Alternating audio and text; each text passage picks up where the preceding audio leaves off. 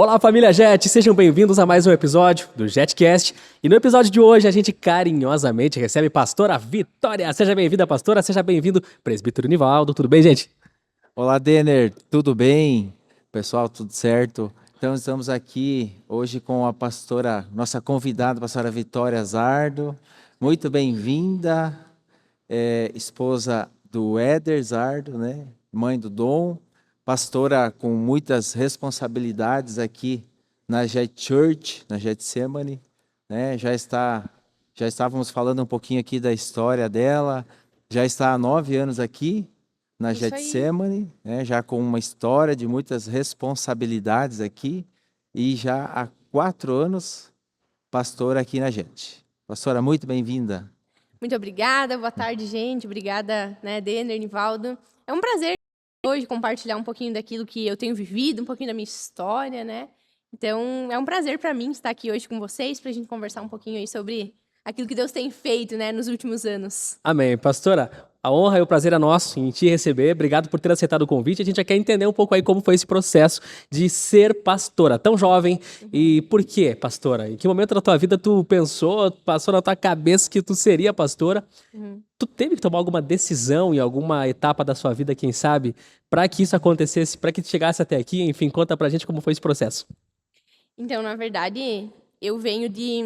eu sou a primeira convertida da minha família, né? A primeira pessoa que aí aceitou Jesus. Então, eu venho de um contexto de uma cidade muito pequena. Você é de Minha onde? família, eu sou de Santiago do Sul, Santa Catarina. Santa Catarina. Hoje, eu acredito que não está mais, eu acho que é o segundo menor município do Brasil, aí tem uns 1.320 habitantes, então é uma cidade bem pequena. A minha família ainda mora lá. Então, eu venho de uma cidade muito pequena e meu pai é professor de educação física, sempre investiu em mim como atleta e realmente no início eu tinha... todo mundo me olhava com um grande futuro. Então, eu saí da casa do meu pai com 11 anos para ser atleta, para jogar, Que né? esporte que tu praticava? Eu jogava vôlei. Vôlei. Legal. Então, eu saí, fui para Xanxerê, morei um ano em Xanxerê e depois eu recebi uma proposta e fui jogar em Saudades. Eles tinham um projeto lá e eu fui para lá, morei 3 anos em Saudades. E em 2014 eu vim para Chapecó também jogar, então eu ia integrar a base do voleibol de Chapecó, mas também ia fazer o meu primeiro ano na equipe adulta, né? Então eu vim para cá em 2014 e em 2015, morando aqui em Chapecó, então eu conheci Jesus através de um clã. Eu tive um convite, eu falo que é engraçado um pouco essa história, porque foi um convite de uma amiga que convidou uma amiga, que convidou outra amiga e que chegou até mim E esse é assim que convite. funciona. E eu conheci, então, Jesus em um clã, né? Então, esse contexto todo, eu era atleta. Então, eu tinha um plano de vida, né? Eu tinha um planejamento que era... Eu estava começando... Era o meu segundo ano ali em 2015, jogando no adulto. Era o objetivo, né? Chegar numa Superliga, jogar uma seleção brasileira, talvez sair do país. Então, tanto eu quanto a minha família, nós tínhamos uma expectativa em relação E a uma isso, né? rotina de atleta. Treino. Uma rotina bem intensa, assim, né? A gente treinava 2 períodos e à noite fazia faculdade de Educação Física. Uau. Então, a gente treinava, né, das 8 às 11, à tarde das 3 às 5 eu saía, tomava banho direto pra faculdade. Isso era a minha rotina. Treinava sábado, treinava domingo. E em 2015, quando eu estava num processo difícil da minha caminhada, conheci Jesus através de um clã, mas eu continuei na minha rotina, né? Na minha rotina de treinos, então eu frequentava o clã às vezes. Até que um dia eu estava saindo eu fazia faculdade no Chapecó, e eu estava saindo, pegando uma lotação, voltava de lotação para casa, já era bem tarde da noite, umas 10h30 da noite, e eu estava chegando no ponto de lotação e tinha um pessoal fazendo um evangelismo. E como eu já tinha ido algumas vezes para a igreja, né, eu sabia o que eles estavam cantando. E eles estavam cantando um louvor do Fernandinho, que é aquele louvor, Uma Nova História, Deus Uma tem nova pra mim. história. Essa aí. Uau. E quando eu ouvi eles cantando, eu comecei a cantar, né, baixinho o louvor. E eu parei do lado esperando lotação, mexendo no meu celular, e veio uma pessoa, né. Hoje eu sei que esse cara é um pastor aqui de Chapecó. E ele chegou, deu a mão pra mim, ele não me conhecia, eu não conhecia ele, eu não fazia nem ideia de quem ele era. E ele deu a mão pra mim e falou que Deus tinha um plano na minha vida. Ele falou, você tem feito planos, mas o Senhor tem outros planos pra você. Nossa. E você vai ser pastor em tempo integral e o Senhor vai te usar, enfim. Entregou muitas palavras, mas ele falou isso em específico. Você vai ser pastor em tempo integral. E eu lembro que eu olhei pra ele, falei amém, ele orou por mim. E eu pensei, depois estava com uma amiga minha, né, que era atleta, eu falei, o cara aí Errou a pessoa, né? Porque ele tava falando pra mim, que era atleta, que tinha planos, ele tava falando que eu ia ser pastor em tempo integral, né? Isso foi em 2015. E no ano de 2015 eu acabei me machucando, uma lesão bem séria, e em 2016 eu tive que parar de jogar. Hoje eu entendo que essa minha lesão, todo esse processo se deu para que eu realmente abandonasse o esporte, né? Então eu fui mais profundo. Eu falo que o meu processo de conversão ele foi muito rápido. Em 2015 eu conheci Jesus, no início de 2015 eu me batizei. E no final de 2015 aí eu já era líder de clã. Em 2016 eu já ministrei a primeira vez. Então o meu processo de conversão ele foi um rápido. processo muito rápido, Uhum. né? Porque Deus realmente, quando eu entendi aquilo, mudou a minha vida. E em 2020 então eu fui consagrada pastora. Então nunca foi um sonho meu, mas eu recebi essa palavra lá em 2015 e foi uma palavra que eu entendi que era um direcionamento para minha vida depois que eu conheci realmente Jesus de uma forma mais profunda, né? Então, o meu sonho nunca foi ser pastora, se eu falar essa verdade. O meu sonho era ser atleta. Mas depois que eu conheci Jesus, eu entendi o meu chamado pastoral. E então, estou aí hoje, né? Amém. Interessante nessa história é que algumas palavras elas marcam. Uhum. E naquele momento, apesar de você pensar que não era para ti, né, depois, quando aconteceu, isso fica muito claro, né, na nossa mente. Pastora, quais foram os maiores desafios que você tem enfrentado nessa missão pastoral e como superá-los? Sabe que eu acho que ali no início foi essa questão mesmo de quebra de paradigma, eu falo assim mesmo, porque, como eu falei, né, eu venho de uma cidade muito pequena, de uma família muito tradicional, então eu nunca sofri, minha família sempre me apoiou, né, eu sempre tive uma família que, quando eu conversei com eles e falei, ó, eu conheci esse Jesus, estou frequentando uma igreja evangélica, vou me batizar, eu nunca tive, não vai, né, porque eu era nova na época, então, nunca tive isso, mas eu acredito que é uma quebra de paradigmas no sentido do quê? Que eu tive que largar aquilo, fiz faculdade, fazia educação física, larguei o esporte para me tornar pastora, para trabalhar na igreja, para fazer algo que não é normal você ver. Essa é a verdade. Hoje você olha, é claro, no nosso meio é comum, mas na sociedade no geral não é. Hoje você conversa com as pessoas, não é. Então o início para mim foi difícil essa quebra de paradigmas, né? Entender que as minhas amigas tinham se formado na faculdade, feito um mestrado, um doutorado, estavam lá, né? Ou umas estavam jogando fora do país, outras estavam na seleção brasileira, e eu estava mudando totalmente a rota. Então, para mim, o início foi essa quebra de paradigmas mesmo. É dizer não para aquilo que todo mundo ao redor está fazendo e viver o sonho do Senhor para minha vida. Então, no início foi isso. E eu acredito que a forma de a gente enfrentar isso é a gente ter clareza daquilo que Deus tem para nós. Quando eu entendia que eu tinha sido encontrada por aquele amor transformou a minha vida. Eu fui completamente transformada, minha vida foi completamente transformada. Era impossível falar não para aquele chamado. Era impossível falar não, eu vou viver o meu sonho e vou deixar o sonho do Senhor. Então eu acho que por mais difícil que seja a renúncia, quando a gente tem um encontro real e verdadeiro com o Senhor, é impossível dizer sim pro meu sonho e dizer não pro sonho do Senhor, né? Amém. Uau. É como aquela palavra, aquele que bebe dessa água não terá mais sede, né? É isso. É por isso que a gente simplesmente muda a rota, os planos para seguir algo maior, um princípio maior. Falando em processo, falando em plano, falando em rota, então foram alguns processos até chegar aqui. E recentemente um novo processo, Mamãe Vitória, o Dom, né? Deve estar nesse momento aí assistindo aí também, né? Provavelmente. Mandar um abraço para toda a família, o Ederzão aí também. Mas a gente quer saber aí sobre isso, como é que tu equilibra tudo isso agora? Pastora, mãe, é um novo processo também, né? É um novo processo. Eu acho que na minha caminhada quanto Vitória, né? O processo da maternidade ou do conciliar a maternidade com o pastora, com o líder, ele foi o processo mais difícil até agora na minha vida. Porque eu sempre fui uma pessoa muito ativa. Então, eu comecei a trabalhar na igreja em 2019 e eu sempre fui muito ativa. Então, participo de muitas programações, muitas coisas, muitos ministérios, sempre Não fica envolvida, parada né? nunca, né? Nunca. Então, muitas vezes, na maioria das vezes, eu à noite saía de casa de manhã, voltava à noite. E essa sempre foi a minha rotina, né? Uhum. E quando eu engravidei, eu tive uma gestação extremamente saudável. Eu trabalhei, fiz atividade física até os meus últimos dias aí, antes de ganhar o Dom. E quando o Dom nasceu, ele nasceu com uma alergia, é a PLV. É uma coisa que não é muito conhecida, né? Mas é a alergia à proteína do leite de vaca. E foi um processo muito difícil, porque até a gente descobrir, ele teve muita reação alérgica, a gente teve que fazer muita troca de leite. Então, eu falo que os primeiros 6 meses do Dom, eu vivi completamente para ele. Então, eu não tinha mais como estar no ambiente igreja, né? Eu frequentava os cultos, vinha pro culto, mas eu não conseguia mais exercer o meu ministério pastoral, porque naquele momento o meu ministério precisava ser exercido, família. era a minha família, né?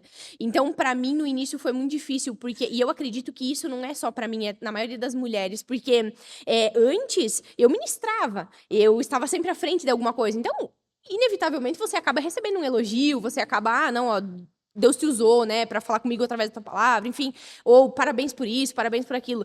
E quando você tá em casa, por mais que você tá fazendo um trabalho que é essencial, que é cuidar do seu filho, ninguém tá vendo você trocar uma fralda, ninguém tá vendo você fazer dormir, ninguém vai te dar parabéns. Nossa, parabéns, Vitória, você fez essa criança dormir com maestria. Ninguém fala excelência. isso, né?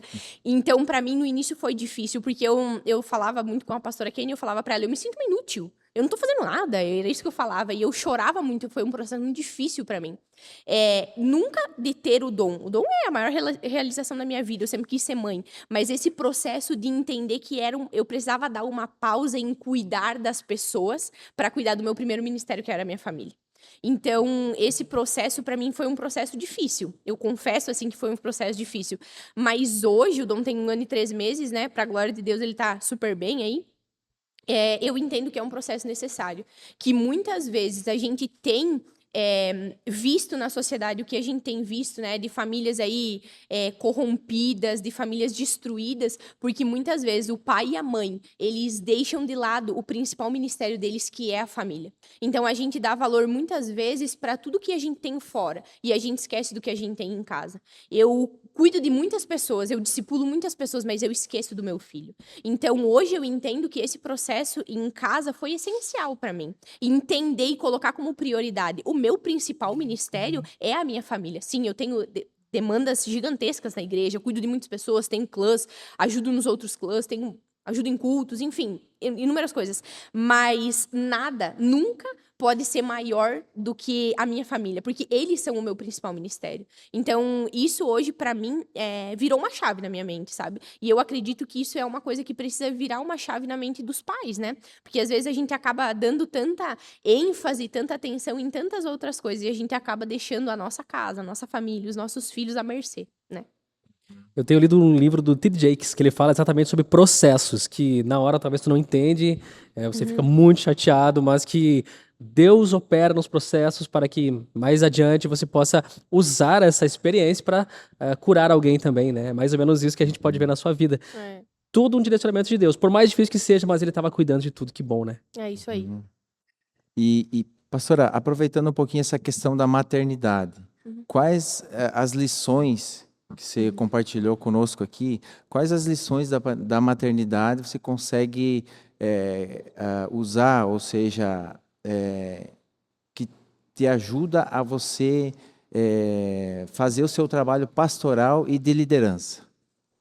Sabe que eu acho que, assim, ó, para mim, a maternidade, ela é a maior escola que você pode passar, é a maternidade. Porque ela é um processo onde você... É um processo em silêncio, é um processo em secreto, né? Você gera aí uma criança durante 9 meses e é o que eu falei agora, né? Você troca a fralda, você dá mamar, você faz dormir, você passa madrugadas acordadas, você cuida quando tá com uma febre e ninguém vê isso. Isso é uma coisa que só quem é pai e mãe entende, né? Tipo assim, a dificuldade que é ali esse processo. E eu vejo muito esses processos da maternidade verdade, esses processos secretos da maternidade, o quanto eles nos forjam e me tornaram uma pessoa melhor. Então, hoje eu entendo que o processo, muitas vezes, ele me faz uma pessoa melhor como líder, uma pessoa melhor como pastora, uma pessoa melhor como discipuladora. E sabe que eu gosto muito, ontem, inclusive, estava conversando com uma pessoa e estava falando sobre que eu gosto muito do exemplo do cedro do Líbano, que é uma árvore, inclusive, que fala na Bíblia, né? Que é uma árvore que ela foi usada se você for ler o Antigo Testamento, era usado, né, para fazer aí embarcações, palácios, era usado a madeira do cedro do Líbano. E se você for pesquisar sobre o cedro do Líbano, ele é considerado uma das maiores árvores de todas as espécies. Ela pode chegar a 40 metros de diâmetro e até mais de 40 metros de altura. Só que ela, nos primeiros anos de vida, os primeiros 2 anos de vida do cedro do Líbano, ela cresce para fora da terra apenas em torno de 2 a 5 centímetros. Só isso. Então, você quase não enxerga. Mas para baixo da terra, ela chega a crescer 1,5 metro as suas raízes. E o cedro do Líbano, ele é uma das maiores espécies porque ele não depende das circunstâncias, ele não depende do tempo. Porque a sua raiz ela é tão profunda que os nutrientes vêm dos lençóis freáticos.